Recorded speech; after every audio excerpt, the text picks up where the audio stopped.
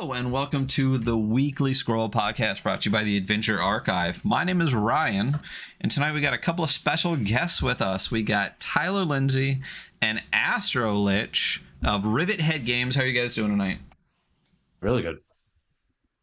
Another day in paradise, talking about RPGs. There we go. So you guys are here tonight to talk about Farwell to Arms, which is like, I keep calling it World War Merkborg, but we will get to that in just a minute. Prior to that, we just wanted to chat a little bit about what got us to this point, you know, a little context for how we got to this project that is, I don't know, it's a little bit like, what, 10,000% funded or whatever at this point. Like it's gone crazy. So yeah, you know, we can just start with Josh. You've been on the show before, you know. No cigarette in hand this time. I think we're just using the vape. Yeah. Well, we're indoors. Last time, because you made the comment right before we started too, just chain smoking cigarettes. So I got to come back and let everyone know I still got a clean bill of health. I'm still alive. So there we go. So just a little bit like what you know, what kind of got you into tabletop role playing games to begin with? Like maybe what was your first game, and what kind of got you to Merkborg specifically? I think Ty's answer is probably a little bit more interesting. I know I've shared it before, but well, I am a board gamer from way back, so I hated role-playing games, tabletop role-playing games, because I didn't know what they were and didn't understand them, and they didn't have enough rules and whatever else. So, but Alien RPG came into my like cone of vision, and I was like, whoa, like, all right, maybe. So I bought that, ran it for a few buddies of mine, and had a blast and fell in love with role playing. And then, yeah, Merkborg won silver the year that Alien won gold. So I checked that out, and just the website alone, you're just like, this is awesome. Like, this is so cool. And yeah, bought it. So, you know, barely know anything about it, and I'm not like a death metal person at all. But Josh can tell you, I go hard when we play Merkborg. It gets weird. Yeah. I kind of started with like the original. I was a little bit older when I started playing RPGs. I guess technically my first RPG experience was a TSR Marvel that my dad used to run, because he was a really big comic book guy, and I still kind of am to this day. Even though I don't really like the Marvel movies, but that's another thing. But you know, we would play that, and then I just never had the chance to play D&D. And I met some friends out when I was living in California, and we started playing a combination of first and second edition. And I started playing Numenera, played some Pathfinder. In fact, one of my DMs should be in the chat listening right now. So played some Pathfinder, played just multiple games, and sooner or later, you know, I was stuck in this 5e loop because that's all anyone was playing.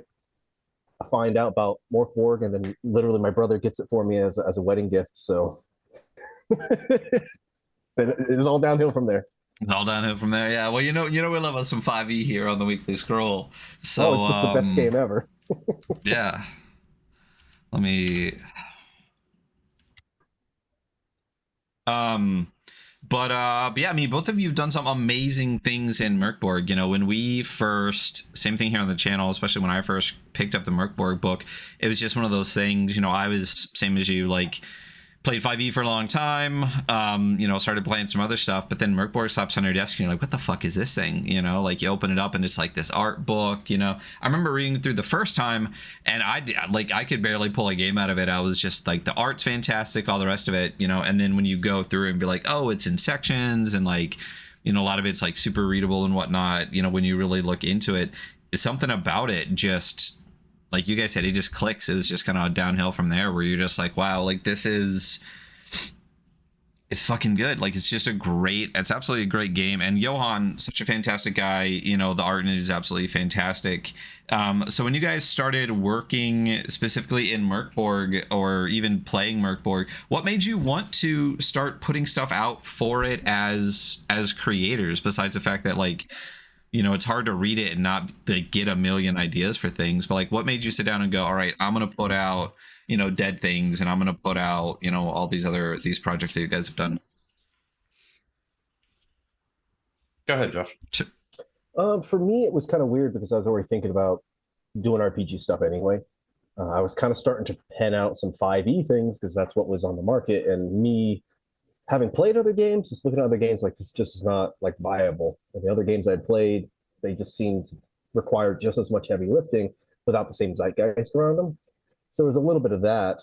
Played Morkborg, I played it with that 5e group that I was playing, and just didn't click. And it didn't click in the term of like I could tell something more should have come about the session, but there was a mindset that just wasn't being met. You know, they're kind of set for their game.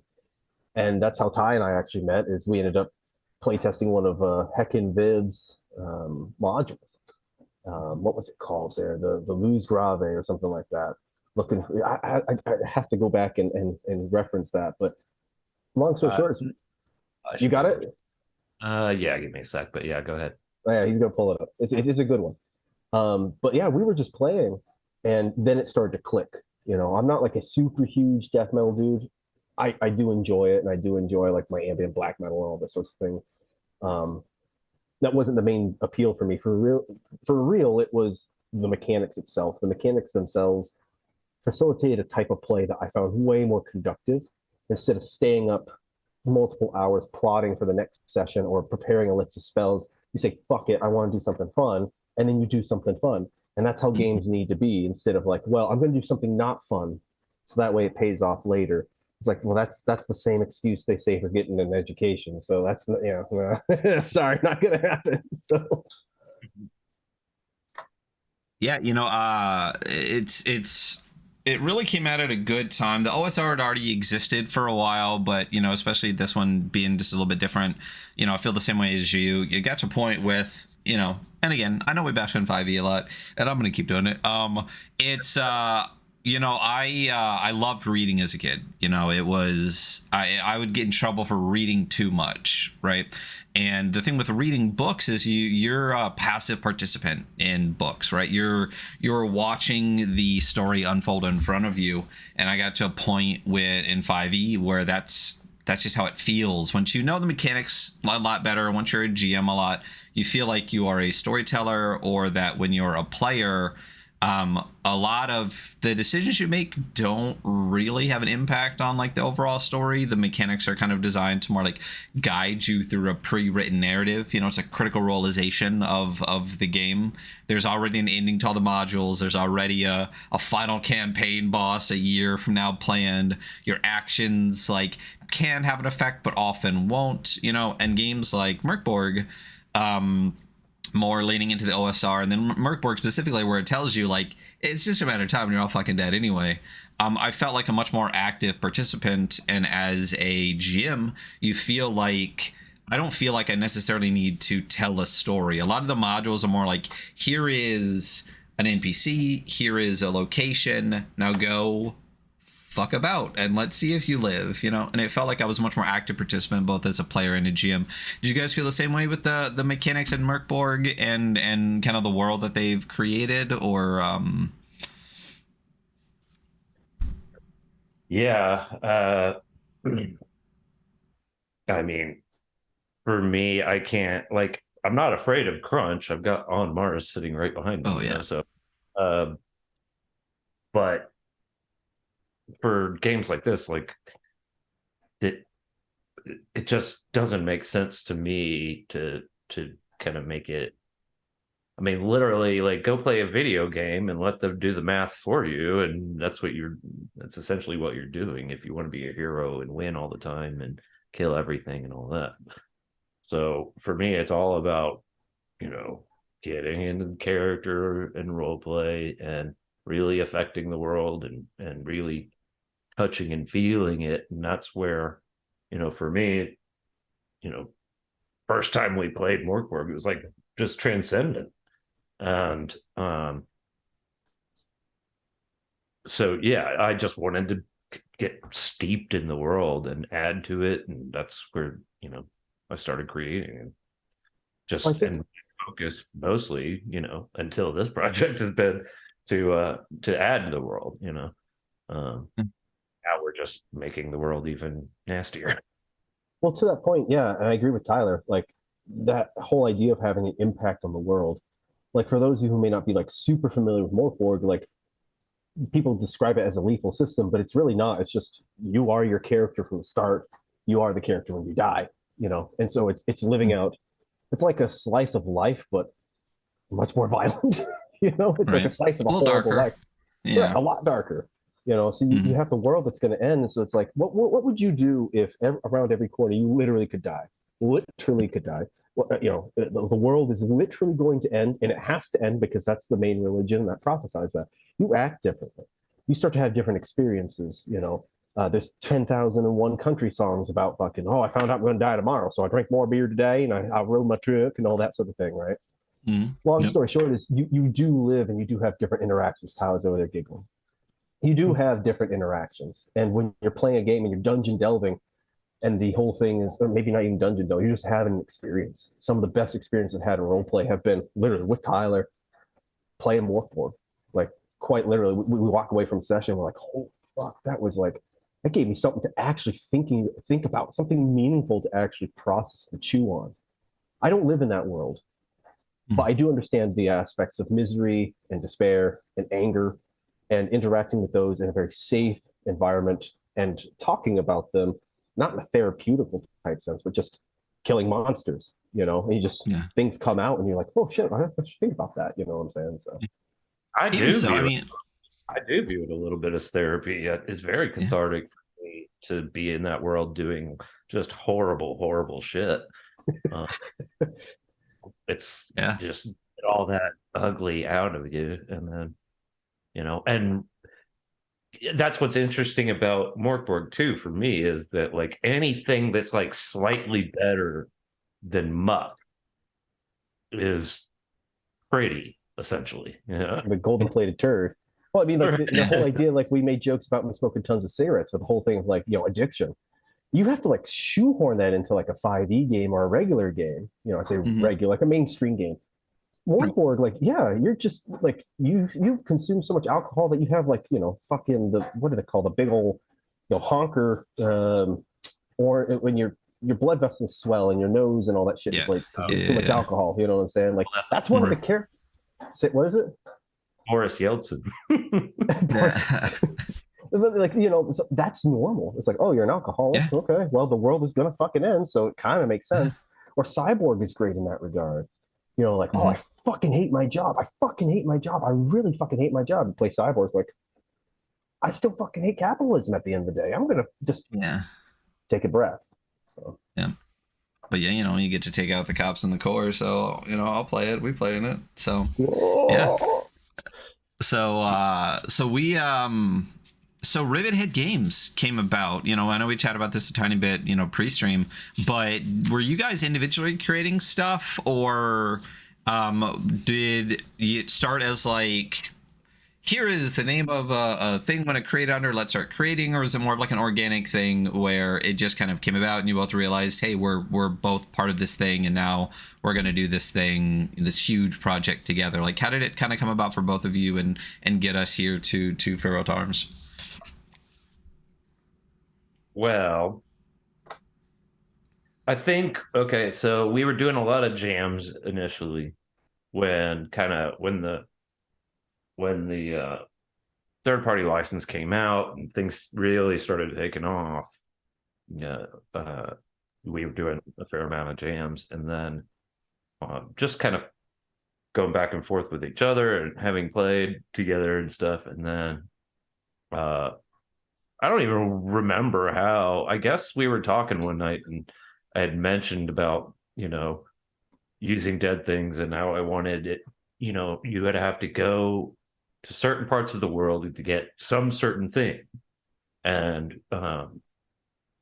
how each of those could be like a little mini encounter, adventure, whatever. And so we got the idea to do the postcards, and I was like, hey, you just want to do, So Josh did the 20 postcards that come with using dead things, and and I did the book, and I think it's a really, it's an interesting project because you're just like, oh, okay, well, like, here, we're just gonna go and see what the hell this flower is about on a mountain or whatever. Like, and yeah, I mean, we just kind of always work together, even if it's like Too Fast was almost entirely Josh, right? Like, I don't even you helped out quite a bit, and that's what I was going to say. It's like we cover when we worked together first time with using Dead Things. Like oh, okay, we collab pretty well together. Okay, and we kind of put that in the back pocket for a little bit, and then we started working on other projects. But like I'm sitting here doing Too Fast, and Ty is talking about distribution. She's like, motherfucker, let's do it together. So like Ty handled a lot of work that's behind the scenes on that one. Don't let him fool you. Like that is still like, and that's the thing, is almost everything that we've made, somehow the other person has touched it, because we just work very well in that regard. Like sometimes, yeah, one person has the idea and they're like really I would say creative director. I don't think any one person really has like complete domineering control. It's because there have been times where like I'd give Ty a thing that I've completely finished and I think it's good, and he's like, well, what about X, Y, and Z or this, that, and the other thing? And the motherfucker's right, and I hate it every time he does it, but he's right usually, and I can go back and it becomes better. So yeah, Timescape was supposed to be like 10 pages. Now it's like 34. Right. But that's the thing too, is like, because we do release, we push each other, we butt heads sometimes too, and we argue these things out, but whatever the conclusion comes down to is always better than what one of us would have done by ourselves. And with his skills and his abilities, and then my skills and my abilities, we kind of like cover a really good spectrum of what needs to get done to like publish zines and books and just content and get it out there. Different ideas, personally, we work really well together, so it just kind of fell in. Like it kind of just, for me, there was no set event of like, now it's Rivethead. It kind of like fades in. So gotcha. That's great though. I mean, it's great to find someone that you can work that well with. So, and it clearly shows in all of your guys' projects that, you have, if it's not one of you, both of you are just doing a fantastic job, and that gets us to what we're really talking about tonight. It's the Farewell to Arms Redux, a World War Merkborg hack. So what, if you say one of you sometimes gets the idea for a project and the other one, kind of extrapolates on that, where did the idea for Farewell to Arms start? Like, did one of you guys be like, let's just do World War One, like, but in Merkborg, or what kind of triggered you both go, yeah, we're doing this one? Yeah, oh, you're laughing. Did you want to answer this one, bud? No, I'm pointing at you. Okay. On my the screens are a little okay. Originally there was the filthy, yucky Paladin slime jam. I forget what it's called. This is where it goes way back. Some dude, some random Twitter person, made the comment of like, I want to play an upright and noble paladin. I would never play Morkborg, and basically just dissed Morkborg for the thing that Morkborg is supposed to do. It's like, I hate vanilla ice cream. It's just so vanilla-y. And it kind of was like, no shit. I shared that tweet, I think it was in the Liber Ludorum server, and everyone like really latched on to that, and we're like, all right, that's it. Filthy Paladins Slime Jam. I'm probably butchering that jam's name. Long story short is, we all started producing things. I was like, make him as yellow as possible, make him as horrible as possible, like just filthy, horrible things that would offend paladins, right? The anti-paladin book. And me being a dweeb, I'm like, Farewell to Arms sounds really fucking funny if you're chopping off people's arms versus laying down weapons. So it's like, Farewell to Arms, a paladin's handbook, and it's just a severed fucking arm on the cover and stuff. It never went to print. It's just, it's still free up on the itch. And I kind of started exploring just some of those ideas. And what I recognized is Morkborg sits in this really interesting space where it's not like, this is a fantasy RPG, even though it is. There's a lot of things about that you can grab. You can grab a bulldozer and, put it in Morkborg, and no one's going to like, oh, fuck, we got to fight a bulldozer. Like, it sounds stupid, but it seems Morkborg because that concept of like just nihilistic destruction Oh, we did Really? do an IKEA jam. That's all. Yeah, we also did an IKEA jam. That's right. We also did a whole jam where the whole thing was about making more work look like an IKEA mag. Anyway, there was a couple pieces in there. I was like, I kind of got latched onto this idea of like World War I imagery, because the imagery, it's a horrible war. Tons of people are dying. Not a good thing at all. But that imagery is very evocative and it's very tough if you consider it in a real mental space. Not like, oh, it's just a picture of dudes carrying a guy on a stretcher. Like, no, they're carrying their best friend who just fucking got blown apart by a mine or an artillery shell. And you got to think about that. So I was like, oh, maybe sooner or later I should do like Farwell Arms Redux and like attack that kind of idea. I think, Ty, I'll hand it off to you, but we really don't want to make this like World War I morphboard. Yeah, so we started talking about it, and it actually got bumped up on the schedule because it just became so apparent that there were a lot of good themes, and we were really starting to get on the same page with like a real somber tone, but with some fantasy elements and stuff. So when we talk about it, we've put in the on the comments and stuff on the Kickstarter is like, is this World War I? And it's like, no, it's it's World War, and World War One's the closest thing you've got to like Morkborg. And then but then Valkyria Chronicles and kind of elements of Jesus, why am I blanking? Like different I mean, they shall not grow old, or Metal Gear Solid. Right. What else were we talking? Princess Mononoke, yeah. So like that, there's like an earth element, not earth, but the dying lands and some environmental aspects and just how we destroy, things to make war, and it just makes war worse and blah blah blah blah blah. So but yeah, I mean, once we really started like fleshing it out and like expanding that world, it was like, this is a hack. Initially it wasn't, and just like, might as well just call it a hack at this point. So I think, yeah, something in addition to that, like the message that we're going for, and this is really tricky. When you watch an anti-war film, it still kind of turns out to be a pro-war film at the end of it. And it's really tricky to kind of nail that tone. And that's one thing that kind of bothered us is, I think it's very easy to say war bad. And everyone's like, oh yeah, of course, that's a unique thought. But what's the consequence and why is it bad? And let's kind of, and environmentalism is probably, and correct me if I'm wrong, Ty, I think we can safely say if we do have a theme about this, it's definitely like, yeah, war's bad.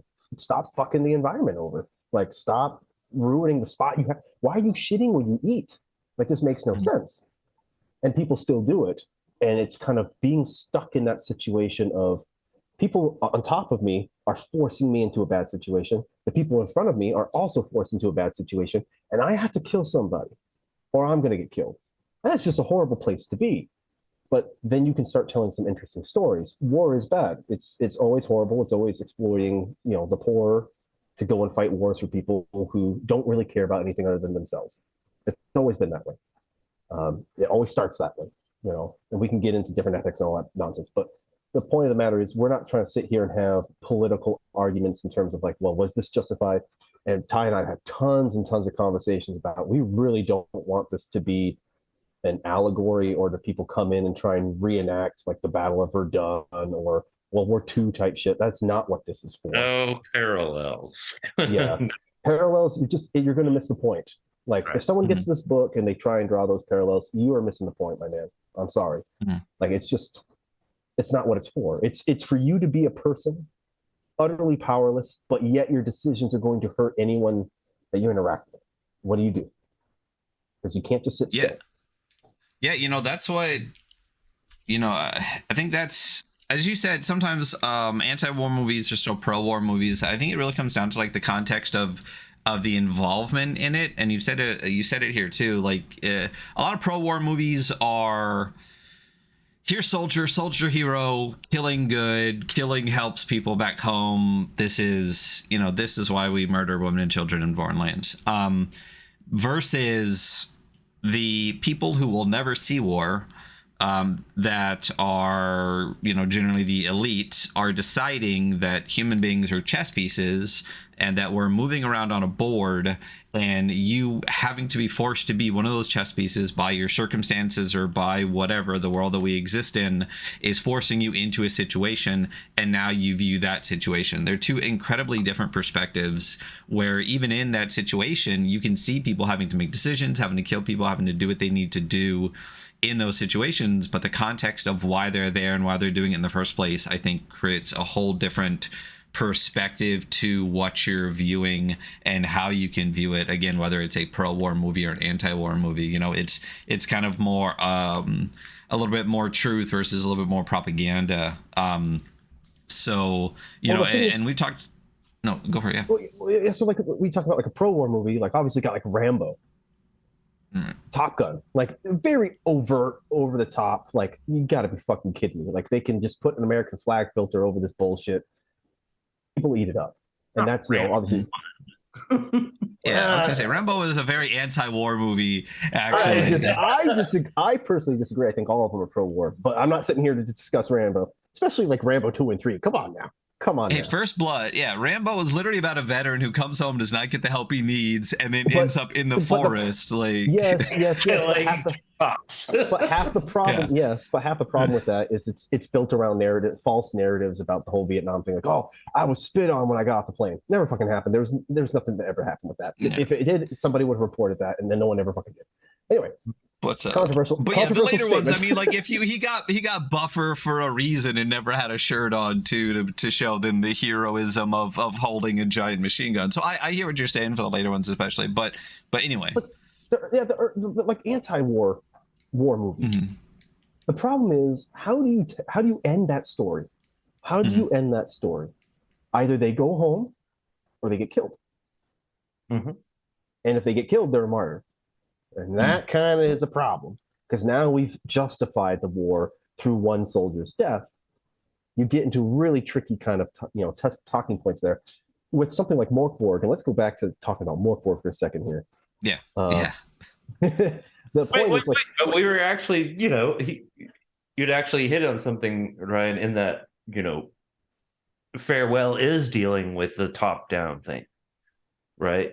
It's a grand strategy scale a little bit, in that there are phases, and if you want to play them, you can. If you don't have to, obviously. But there are phases where you're making decisions, political decisions. There's kind of bureaucratic stuff and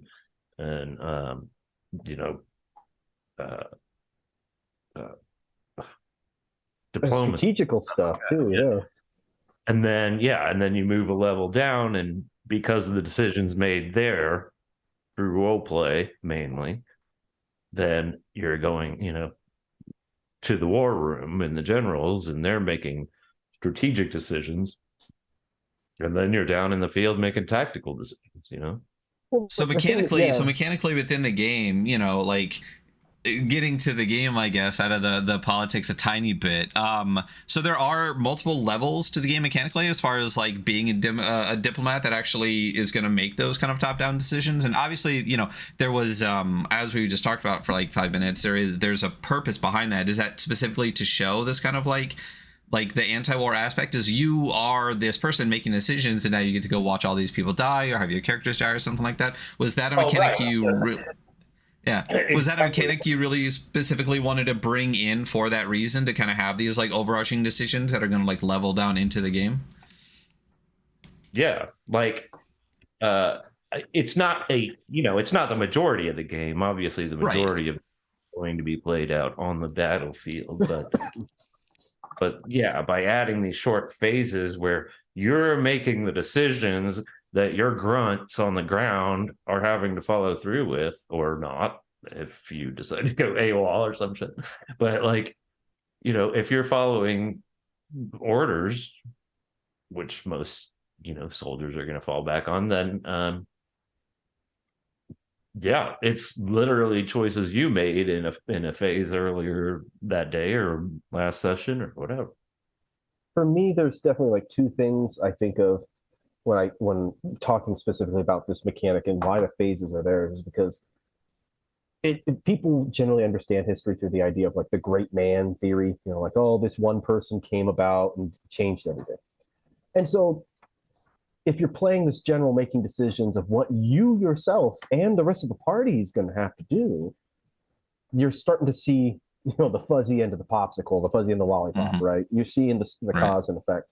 But the other thing is Morkborg invites your character to die so you can create them. It has very super fast character creation.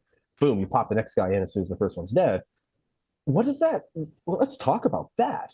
I don't mean like literally right now, but like that's kind of a thing there where it's like, well, the dude in front of you just fucking got blasted and you're still running across no man's land. Perfect type of system kind of for that. But then on top of that, for those who have seen, and this is not me trying to draw a parallel, but kind of if you have seen, what's it called there? Kirk Douglas and the Stanley Kubrick film, where the soldiers are like, this is a suicide mission. Why are you telling us to do that? Paths of Glory. If you see like Paths of Glory is a very interesting war movie because like there's not a ton of fighting. It's about the bureaucracy of the whole thing. They spend more time talking than they do holding rifles. And it's because they're trying to talk about something, literally and figuratively, have this theme exist. And the multiple, stages of play, let that breathe. Because if you're just sitting there on the ground and like, oh, I got bad orders that the DM or the GM gave me, okay, we're just playing role-playing games. But you are now in that driver's seat. You're the one making the bad decisions, and you're the one going to see how bad your decisions were. And if it kills your character, that's your fault still. Yeah, absolutely. Or let's say, you do some kind of horrible My Lai massacre or whatever. like everything that you did at those top two levels, led to that. And then you made a choice in the battlefield to follow those orders or not. So, and that's what it is. That's reality. And the reality is horrifying and hideous and disgusting. And there are human beings doing these things right now as we speak. Yeah. And so I mean, that's what you say. It's a war, anti-war thing. It's really it's going to be really interesting to see it, read it, and to because I mean, obviously you guys are passionate about this stance, so it's going to be really interesting as people who do make great content and are great writers, how that's going to read through the book. So I'm really excited to get to that. But for anyone, I mean, I'm talking as if everyone has even seen the Kickstarter for Farewell to Arms. So just for the pitch here that you guys have written, it is what is Farewell to Arms? I'll read this. It says, Farewell to Arms Redux is a shell-shocked, blackened warpunk RPG where trench raiding and poison gas are the norm. Take the war to the skies or on sea. Pilot metallic crawlers while dodging landmines and artillery fire. Whatever you do, you're unlikely to survive. It's a Mork war. So that's kind of the two lines for the game there, and we talked about like kind of how it came to be and your kind of overarching like mythos or ethos, I would say, for the what the game is supposed to be. It's a anti-war war game that gives you these kind of phases of play that make you kind of understand the context of each kind of level of war and the bad decisions that lead to a lot of what we're doing now. You call it a Merkborg hack though, and you said it started as Merkborg but became a hack. Other than the levels of play within the game, are there a lot of new rules or different things that people that are playing kind of, I want to say vanilla Merkborg, which is really funny to say, but like regular Merkborg, are there other like mechanics that you guys decided to really bring in to reinforce those themes or to do something that makes it more of a hack? For fucking sure. I mean, point to me where the trench raiding rules are in Morkborg. Gotcha. Point to me like when we say combat in the skies, like we designed 4 factions that have specialties specialities and like things that they do best. And one of my favorite is definitely Allion and the White Crowns and just Icefell and that whole thing. Like, oh, cool. They got this cool ass Air Force and stuff. But even riding a beast in Morkborg, what does that look like? Okay. Mm-hmm. So here's what I want to challenge the viewers and people who may not have backed yet, or people who have backed. What does it look like? What mechanics are in the book, the core book, that you can instantly start to use to ride a horse across no man's land as artillery shells and landmines and all these things are going on? Like, yeah, you could just kind of ad-lib it. We want to facilitate that. Dogfighting, the Red Baron, going around and best pizza in the world. But I'm actually more of a Tony's pizza guy. But anyway, that was a Sopwith Camel was my boy. But yeah. But long story short is like, these are things that we want to play around with. Again, there's not this desire to draw an analog because it's in World War I. We have to do it. It's not that at all. It's more of, we have to respect that different people have had different experiences in very bad situations. Not everybody accidentally got, stepped on a mine and disintegrated. Some people may have drowned to death and never seen physical harm just because the ship that they were on got struck. These are horrible things, and you're facilitating this, and it's meant to not. It's not going to justify it. It's going to sit here and condemn it every time that you do it. But in terms of like mechanics, like there's tons of mechanics in terms of like, okay, we got sky, we got sea, now we've got no man's land, phases of play, armor. We want to change armor or some of that sort of thing. I mean, shit, Cyborg has ranged weapons. They had to create a whole overhaul just to have ranged weapons in that sort of regard. That's something we're going to have to do too. Now, we're probably going to do it our way to make sure that it fits the setting. But there's going to be, in fact, the majority of the book is probably going to be these new rules. Like, yeah, we'll keep like core creation type stuff and they'll be familiar, but there's going to be tons of new mechanics for. But we're not changing. Yeah, we're not changing base Morkborg. We are going to add, and probably won't even be adding any more ability, any more stat lines or anything. I don't think we've still. I think we're mostly deciding not to do that. Gotcha. So more procedural stuff added on to the game as opposed to like converting it into anything beyond what it is. So anyone that's played Morkborg will obviously be able to play this game. There's just gonna be a lot more options that are thematic to what's going on and give people a lot more different ways that they can play the game. You mentioned the factions. Those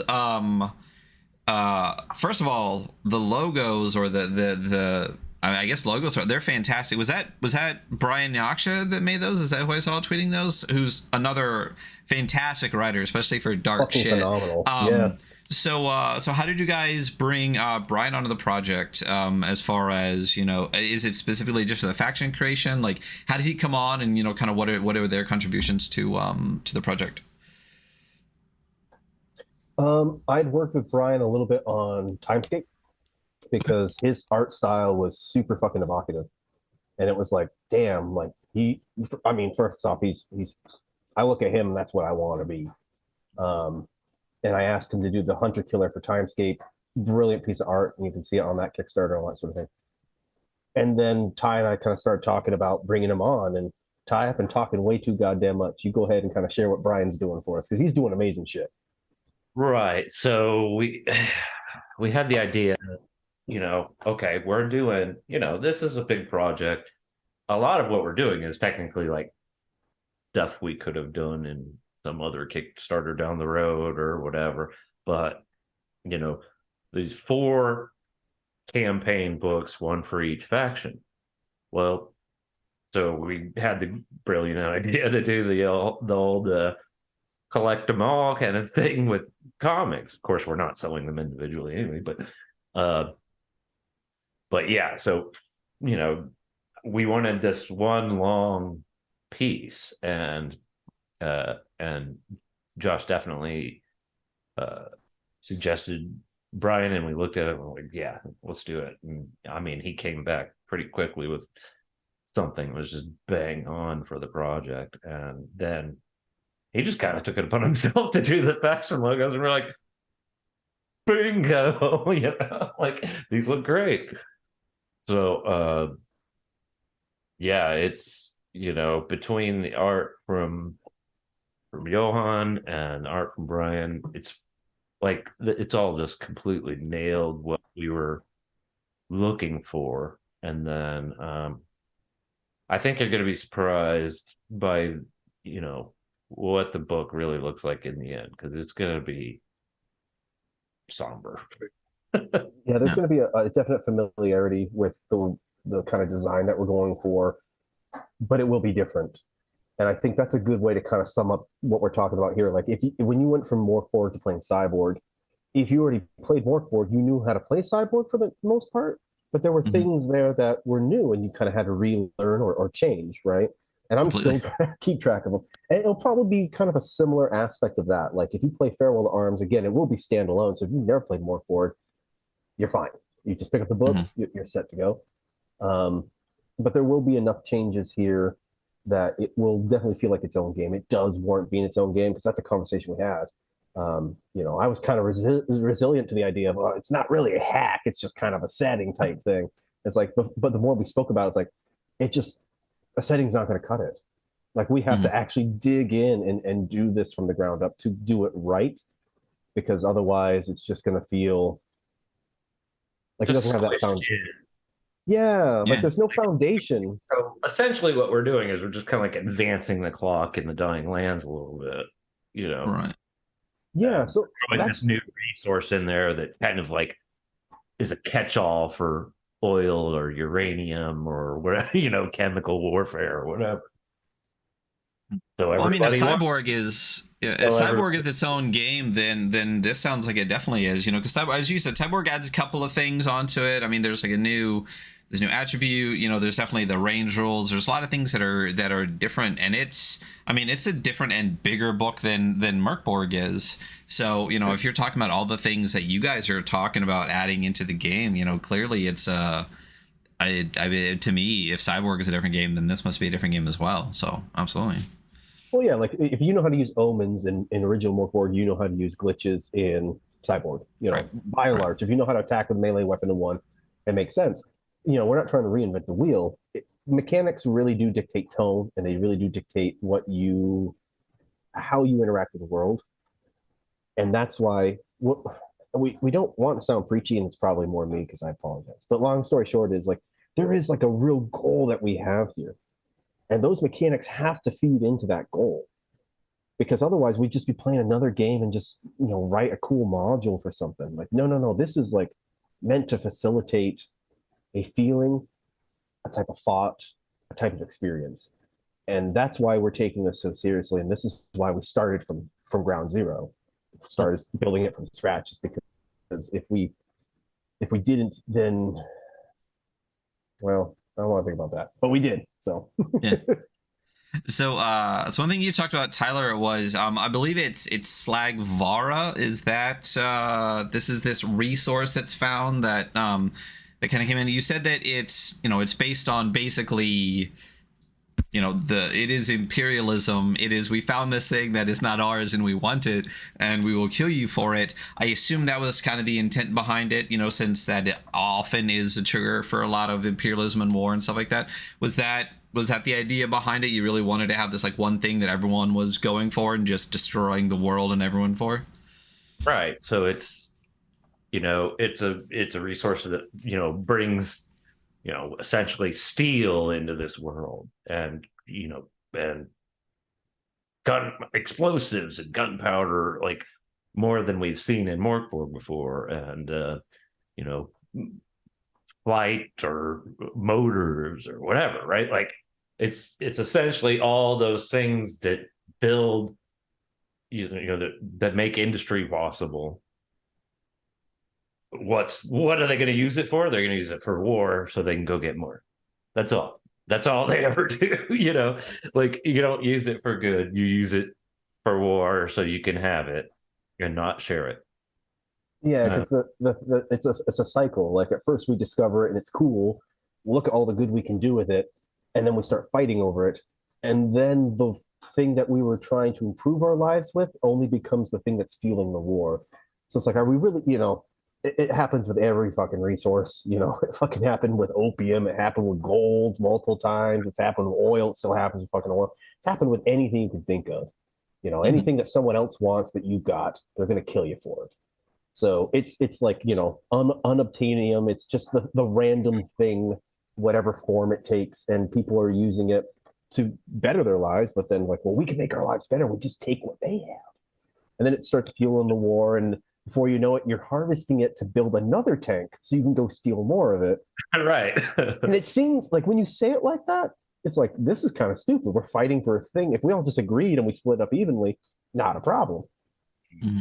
Yeah, that's the fucking point. It's like, there's no reason to fight over this. Like, everybody can benefit from it if we just didn't need to shed blood. And really, that's the real resource that's being fucking spent is blood. And this slug is, the slog is literally just to, I don't know, just to facilitate that whole thing of like, oh, we're going to build our war engine with it when they don't have to.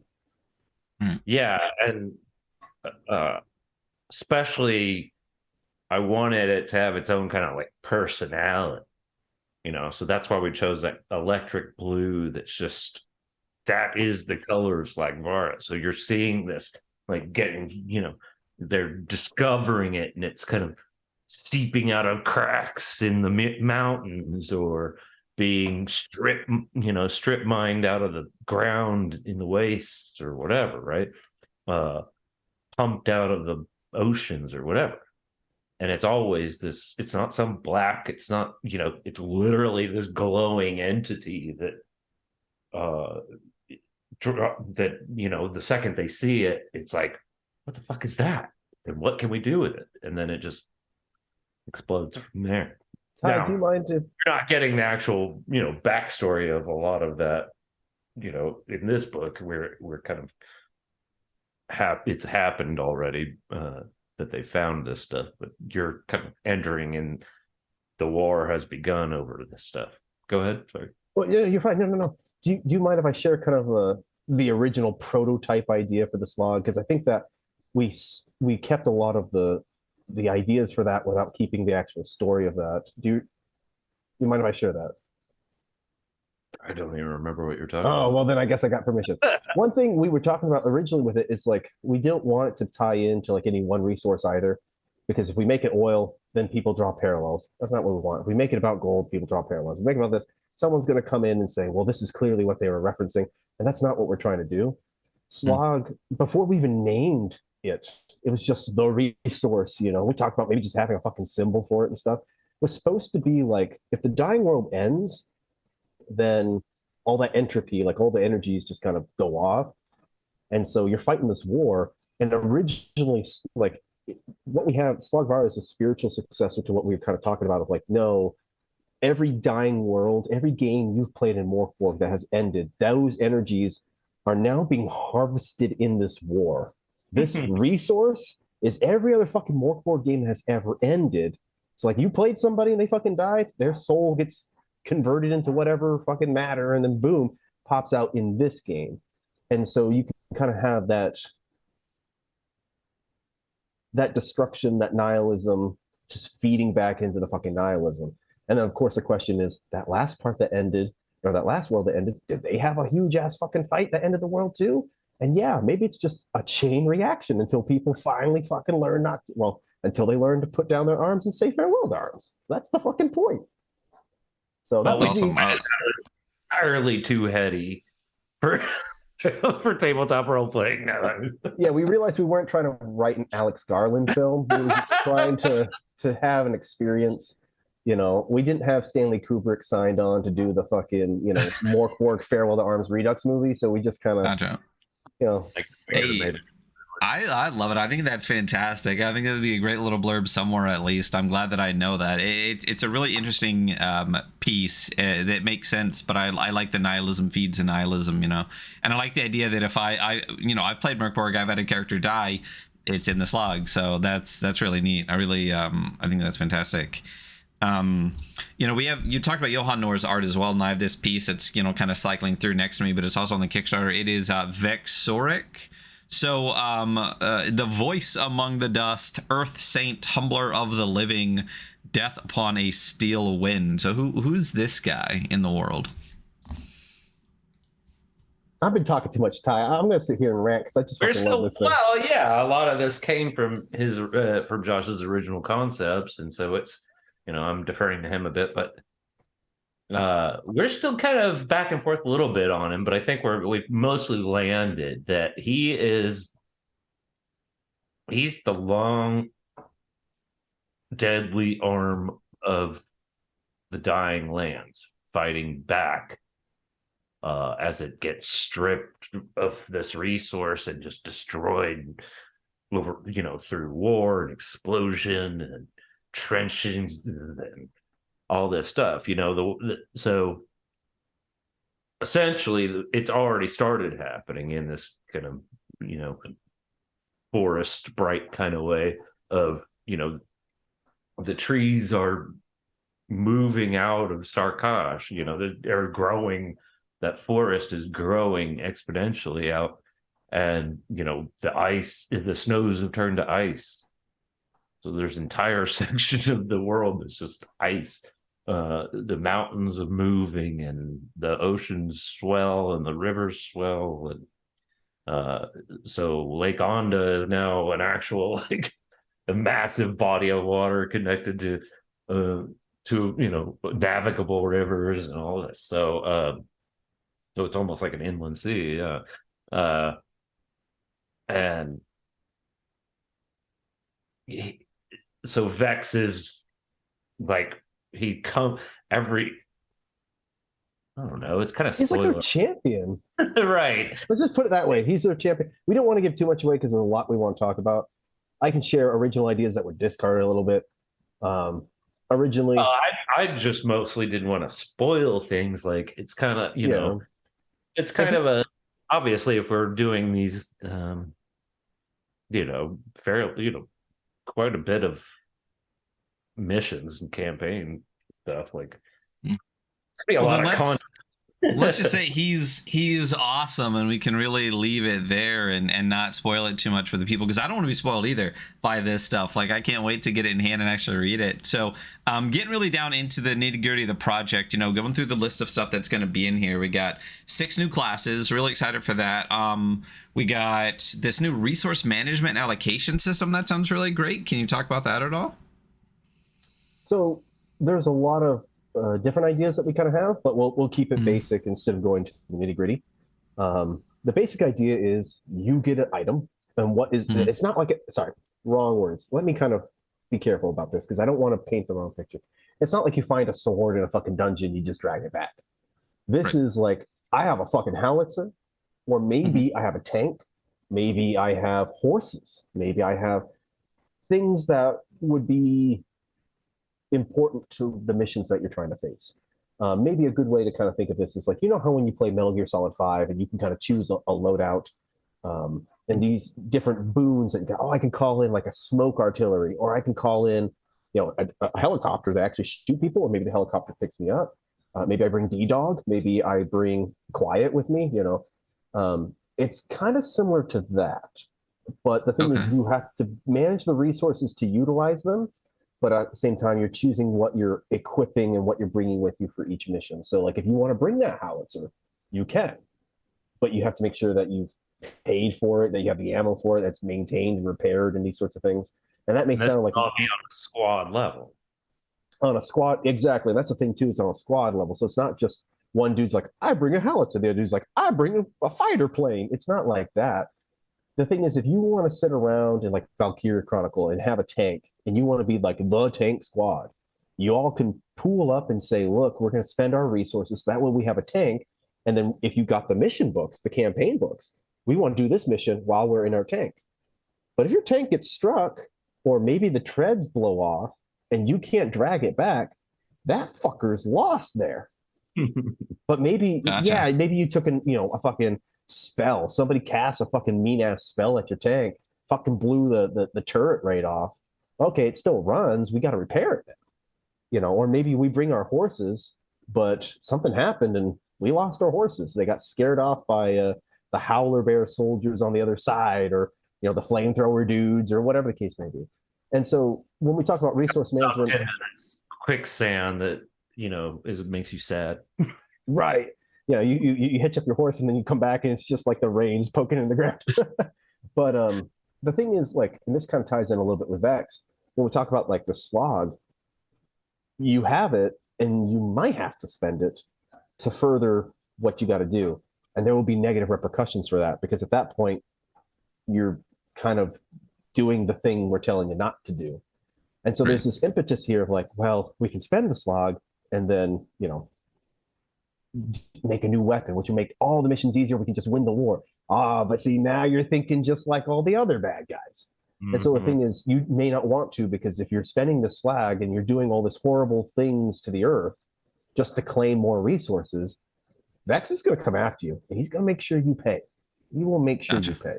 So do we use the slag, and what are we bringing with us on missions? And these two things are going to tie together, and there will be missions where you kind of have to pick one or the other, or maybe you choose the moral thing to do and say, nah. And there will be repercussions for all of those things. And so that's kind of the thing. That's when we talk about the different phases of play. You got like the generals of like, how do we further our, blah, blah, blah. And then you're like, okay, equipment loadout type, like management resource, and then playing it. And so by the time you get to the end of that, there's going to be repercussions for how you play, which feed back into, well, what's going on with the war and how do we, blah, blah, blah, blah, blah. But what's going on with the war and what are we going to do? What mission are we going to play is going to dictate what items you're bringing with you. But what items get destroyed and which items you acquire are going to feed back into, so that you have this nice cyclical feedback loop. Yeah. So, I mean, obviously, it's just much more in depth than, it's not item management. It really is resource management that's going to affect every single level of play. Yeah, for the most part. I mean, and then you've got on top of that, just, who are your generals?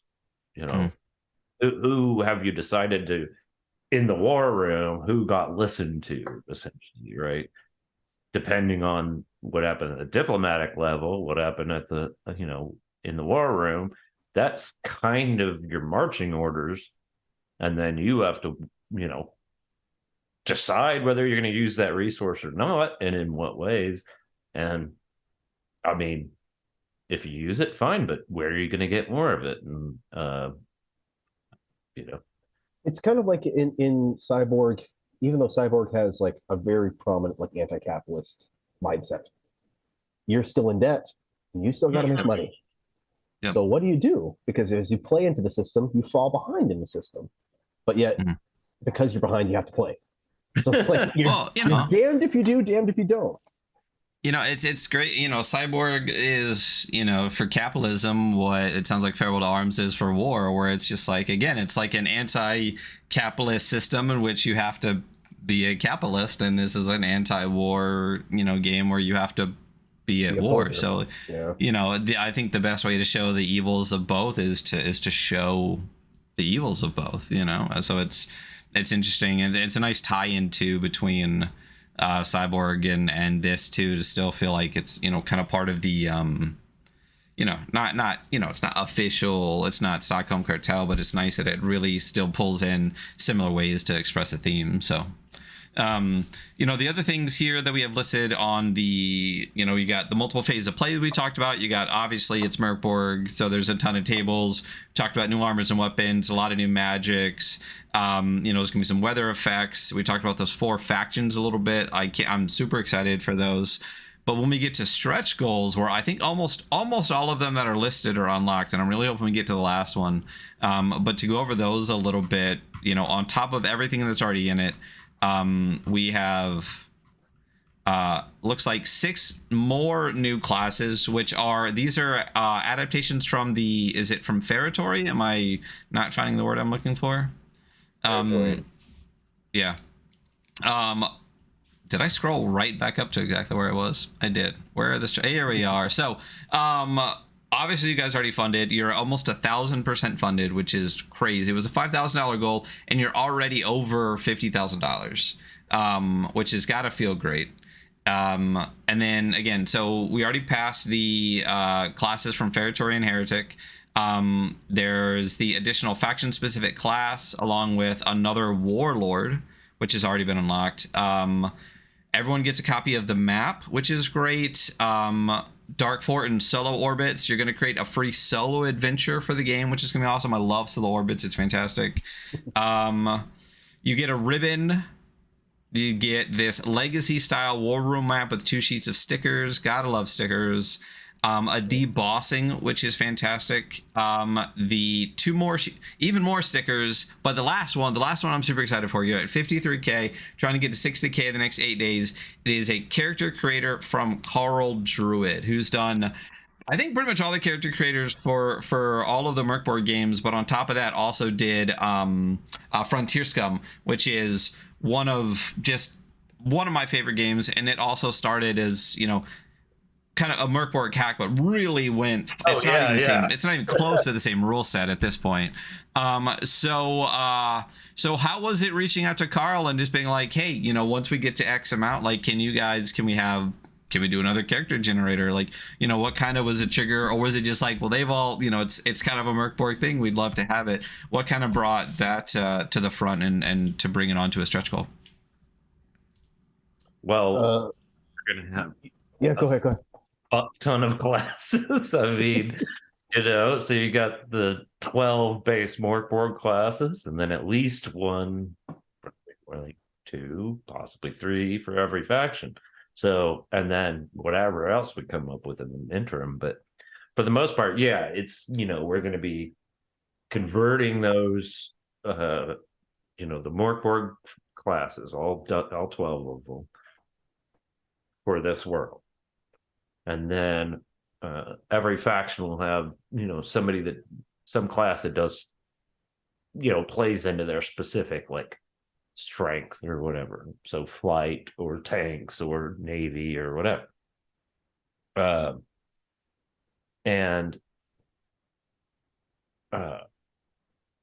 I just, you know, I want to facilitate that. And that's why the whole, you know, role thing is a big deal as well, because it's like, you know, to automate a lot of these systems. And, you know, when we talk about, it's not just going to be a character generator, you know, we're going to work some squad stuff into it, and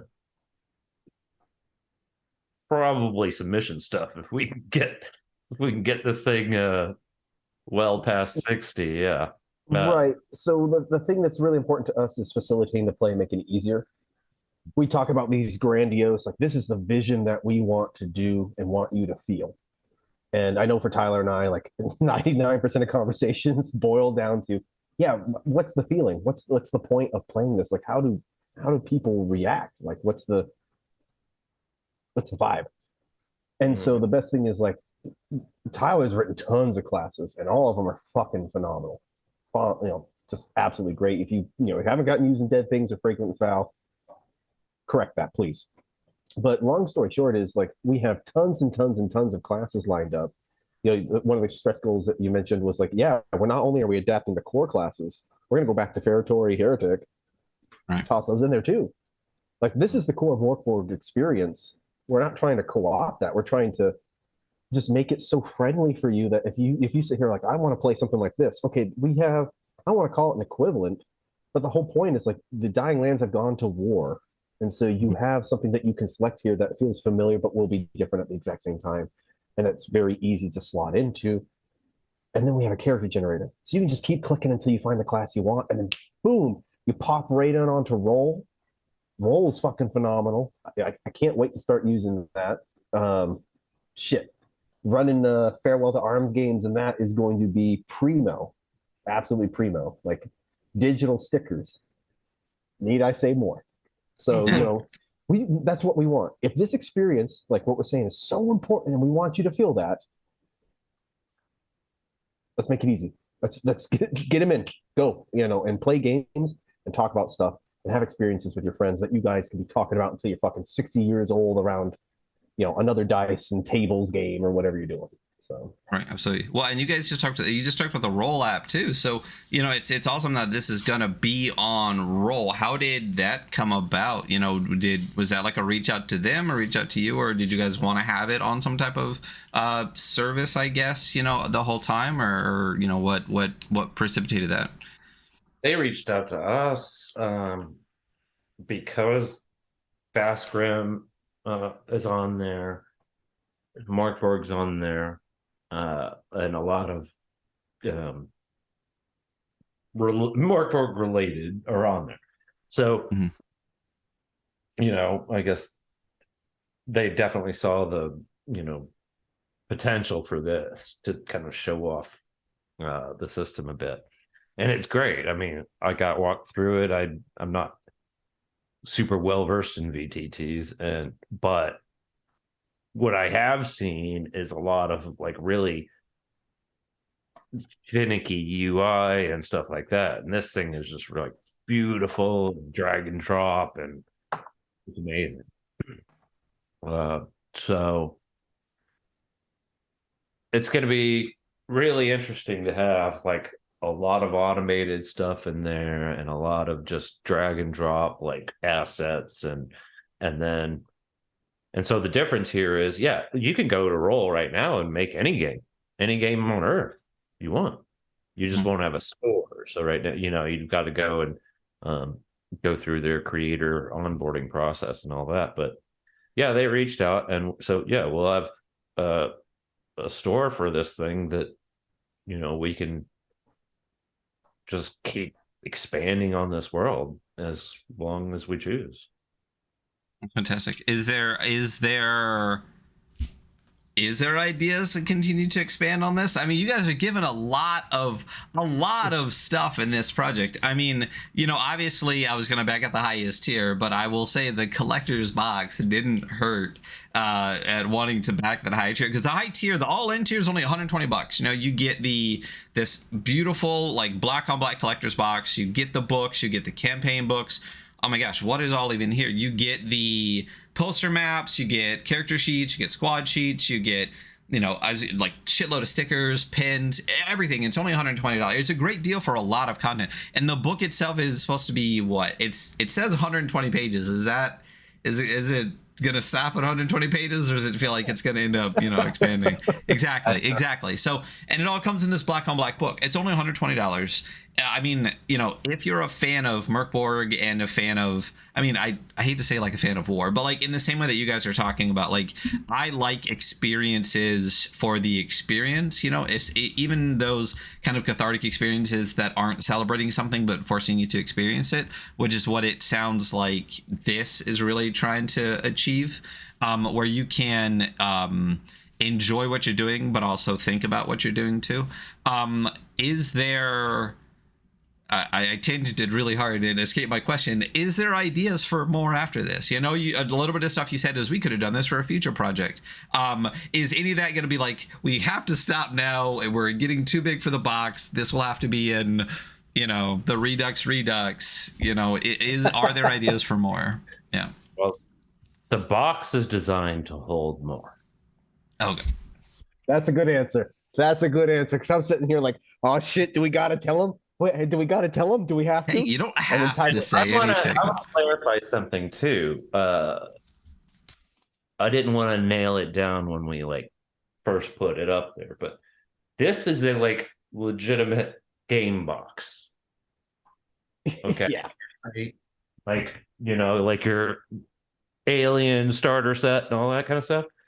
Now it's all, it's made 8.5, so it's smaller, but it's deep. And it's gonna be 3 inches deep. It's got room to grow. Awesome. That's and you do a great job with that too. I loved that when we got the Dead Things box, there was room for Frigate and Fowl and stuff in it. I love when I got that. It was such a good yes, all right. Not only, I think by the time we got that, Fragrant Fowl was already on Kickstarter. My brain doesn't work anymore. But I love that was an idea that there's more stuff coming and we've already given you the room to do that. So this is a really great idea where you're not if you already have the box, if you guys do another box, I'll probably get another box too. But that is coming out there. So we'll I think it's a perfect idea. There's more room is a great way to answer that. Right. So That's kind of the thing. I just got, not to call anybody out, but I just got Liminal, and they gave me a bunch of stuff with it, right? But like, there's no storage solution, and so it's just kind of all everywhere. And like, I kept mine in the plastic. Yeah. right. Like, well, okay. But yeah, so was important to me, because I mean, 20 fucking postcards, like, you're, with using dead things, like, what the hell am I supposed to do with this? Yeah. Yep. I think So, I mean, that's why I started getting a lot of these like zine boxes from Laws. If anyone, we talked about them a bunch, but I think I only see one in here, but I got like, oh no, there's two, there's three, actually there's four right there. I'm like, I only got one, but there's four. It's a great way to hold stuff that, doesn't have those storage solutions. But I mean, this is, again, for the, obviously, I know Josh really well. I have a bunch of your stuff, Tyler. I was gonna back this no matter what. It's been great talking about the project and really digging into its purpose, its reason, and again, day one backer at the top tier, which of course I was gonna be. If anyone's listening to the show, I can't not. But I again, for $120, it sounds like this is an insane deal for the amount of content you're going to get. But again, if anyone has read any of your guys' content before, for what is clearly going to be the quality of content, and throw on, as you said, like art and stuff from Brian Yaksha, art from Johan Noor, it's just, and again, potential to grow. I can't really, this is a project that I'm super excited for. I'm glad we got to have you guys on to talk about it now. There's still 8 days left in the project. We're going to try to get this turned around as quick as possible. So if you're listening to this before, when is the final day of the project? Next Monday, right before midnight. Yeah, Monday at 11 EST. Yeah. So Monday, March 5th, super late. If you happen to be listening to this and you haven't backed the project, I would say I highly recommend it. Even if you haven't played Merkborg before, it's a gorgeous project. Merkborg's a great game. You guys create great content, and it seems like it's just getting bigger and bigger and bigger. So, I want the character generator. I'm really hoping that Carl's able to hop on and do that. As you said, it just sounds like we're gonna have like a wealth of resources here to be able to play with, and it would be nice to be able to just go click, all right, this is what I'm playing. Because what's cool, it sounds like with the character generator too, I guess if you could do it within the faction, but you could almost like pick your faction too. If it's picking a specific class, you're like, well, I guess I'm gonna be with I'm gonna be with the Navy this time, or be with the Air Force. So it sounds like a really great way that might trigger some other stuff as well. So really just feeds into the ideas of the project.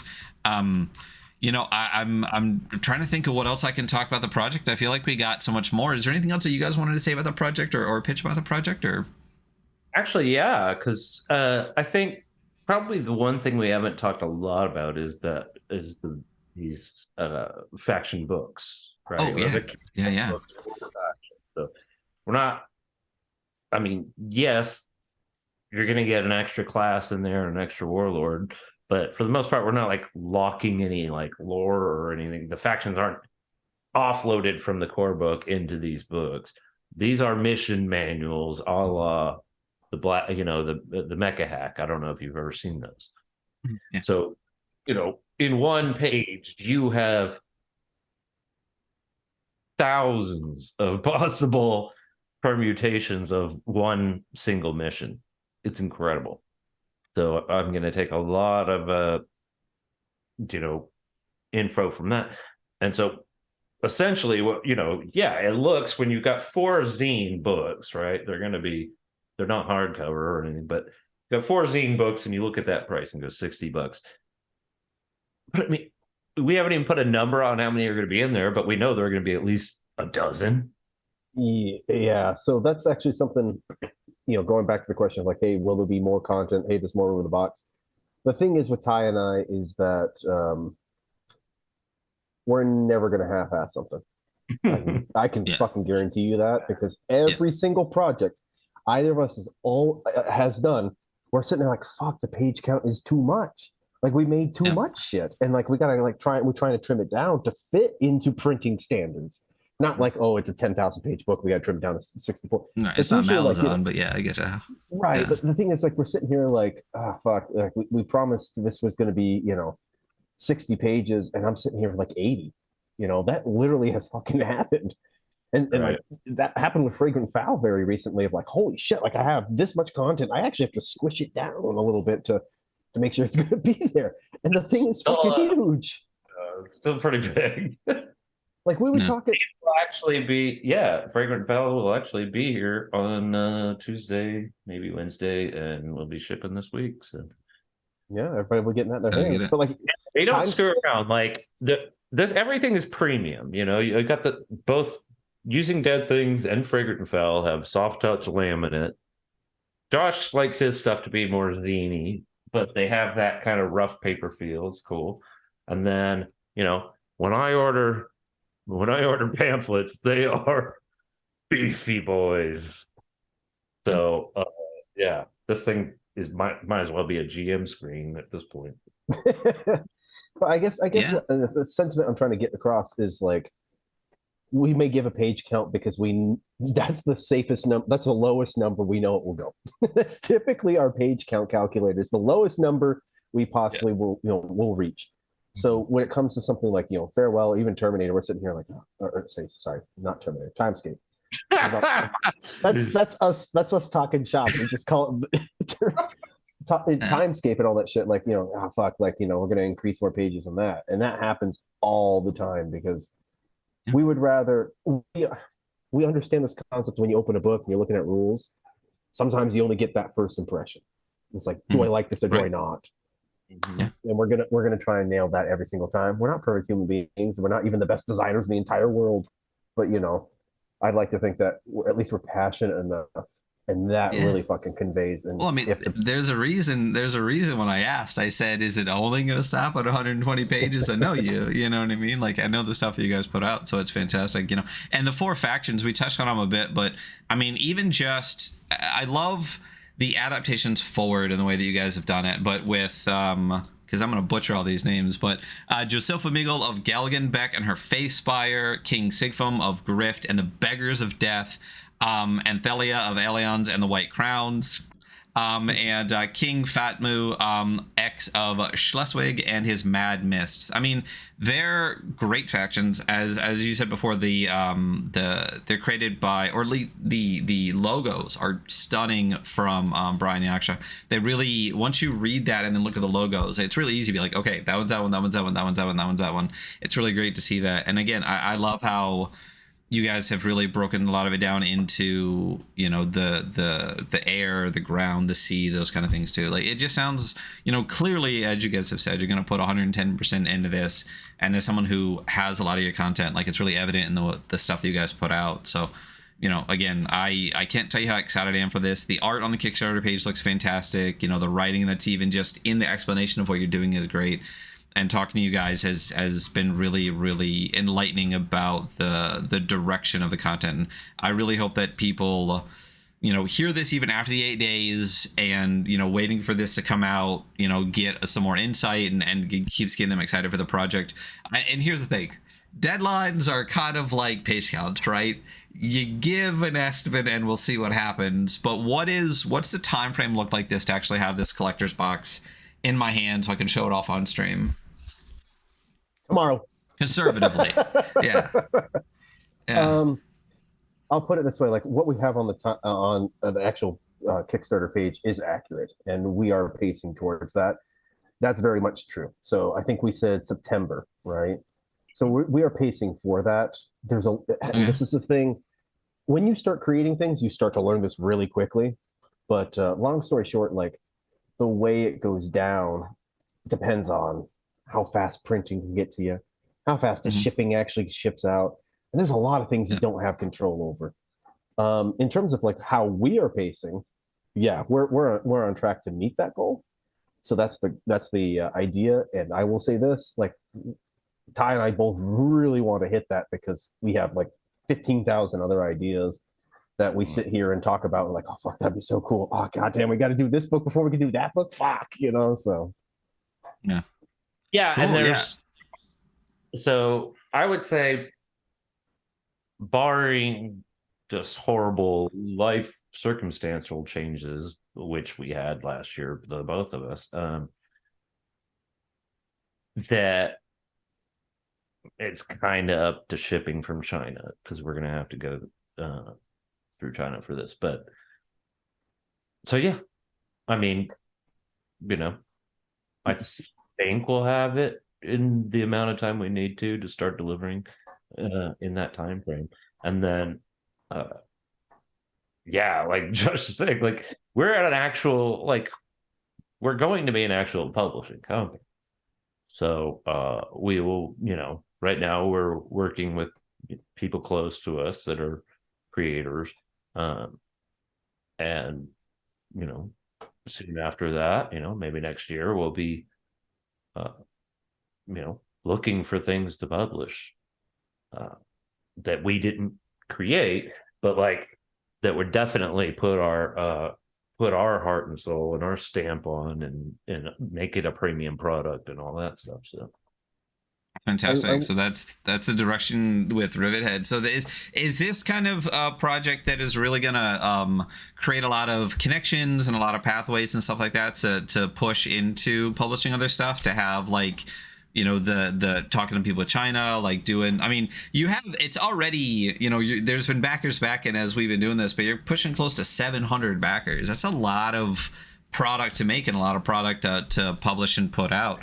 So do you feel like this is like really building a foundation for this future concept for publishing bigger, not big, but just more stuff besides your own content?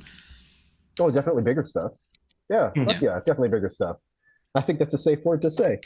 But I think you bring up a good point, and especially when we talk about timelines, going back to that, like we got 700 backers, that's 700 boxes, that's 700 books, that's 700, it's a lot. There's been a lot of ingress that we've made just on this alone. And part of it has been like, what's the next step? What do we do after this? It's not like, okay, we're done, and then we're gonna have to brainstorm. I think the biggest thing we'll have to do is Tyler and I will sit down and have to have a fist fight of what we pick next, because I want to do this and he'll want to do that, and we'll fucking duke it out, and then it'll pop out, and then that sort of thing. We would have to meet each other in person to have a fist fight, so we're gonna do that first thing. I mean, hey, if with some of these ideas we've got, if I have to show up and fight you so that that way when they get made, it's going to happen. I'm sorry. I know it's a public internet threat, but you, my buddy, listen, or it's all jokes here. Yeah. I've got old man strength, though. You probably don't want to come at this. Oh, hush, you old codger. Goddamn. No, but real talk. I think please, we're in a really good place. Yeah, I think we're in a really, really, really good place. We're trying to make things that we want. We're trying to make things that we know people will enjoy. And really, we want a community around it, too.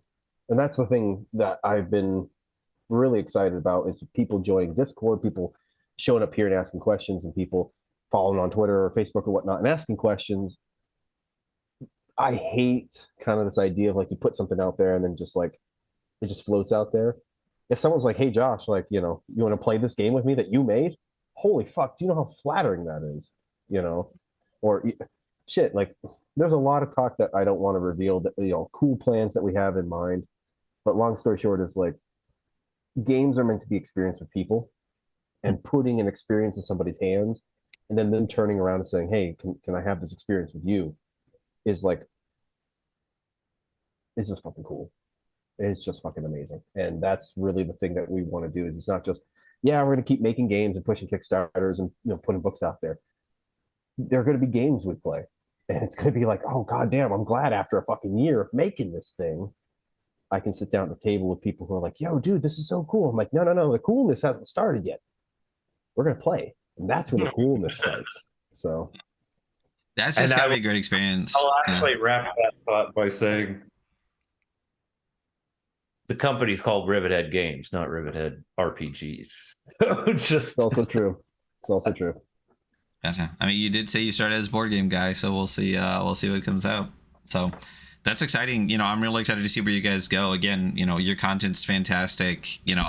We've been chatting with Josh for a long time, but now we have been chatting with you as well, Tyler, and just great guys, great again, you put out great stuff, and obviously you have a very big passion about making sure that it's the best it can possibly be, both not only in the content itself, but like the actual physical product, which is really, really great to hear. You know, it's not about just shoveling stuff out and putting it in people's hands. It's about making it the best it can be from top to bottom, and that's just a really great thing to have, you know. And if that's the ethos of Rivethead Games, I think a lot of people are going to be following Rivethead for a really long time. So it's I'm excited to see what the future holds. So so Farewell to Arms Redux, as we said, it is on Kickstarter right now. It is close to 700 backers. It's got 8 days to go. It's at $54,000, which is just, it's got a, you know, it's a little bit higher than your goal.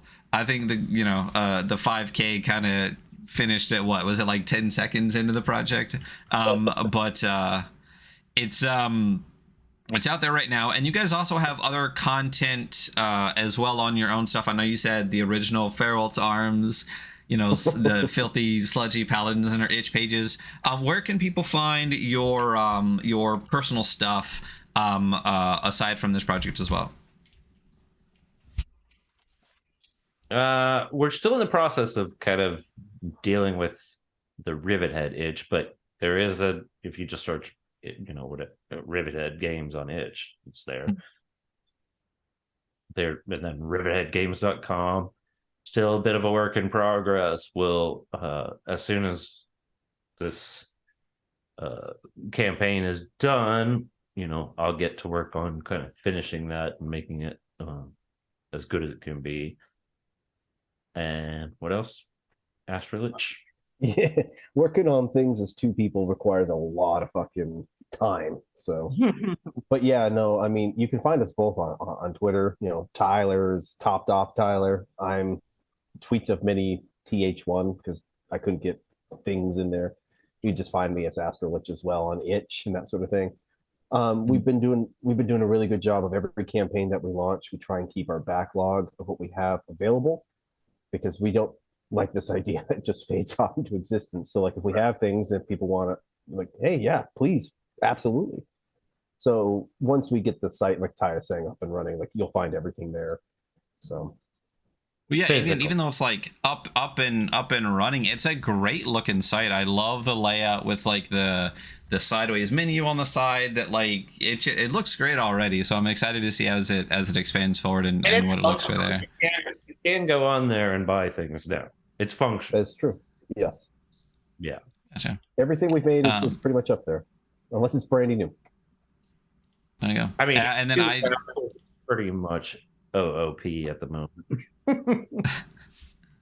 So yeah, listen, hey, it has been really fantastic talking with you guys. As I said, you know, it's been a really enlightening conversation. I was excited for the project before. I'm, you know, 10 times more excited for the project now. Really, really happy to see where it's going. And you know, we talked about this a little bit before, Josh. You know, maybe at some point, you know, if you guys get to a point, you know, you could come on and we could see a little Farewell to Arms. You know, if you want to put yourself through that fucking misery after everything we just said, hey, listen, well, we have to at least we have to at least put Hunter through it, since he wasn't able to make it tonight. So he'll have to experience it in person to get we miss you, bud. We miss you. Sorry, buddy. Yeah, I hope you know, if you're not listening, well, fuck you for not listening. But also, hope you're doing all right, buddy. So we will yeah. So listen, again, you guys are fantastic. Super.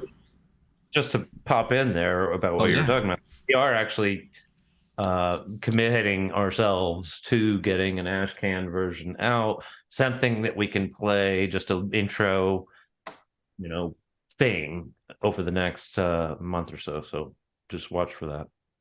Yeah, absolutely. Listen, hey, and again, we have a channel. If you guys want to show it off, you know where to message me. We're all on a Discord together, so it's you know, true. We're here, and Hunter's here too.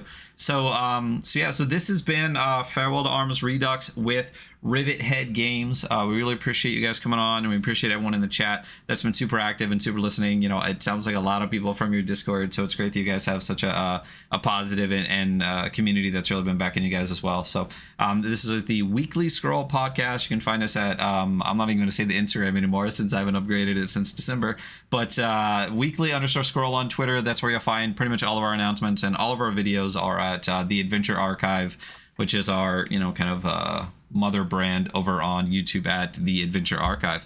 But again, you guys have been fantastic. Super appreciate you coming on. Super appreciate chat for being here. And that's going to be it for us today. So we'll see you all later. Bye, everybody. Thank you. See you guys. Thank you.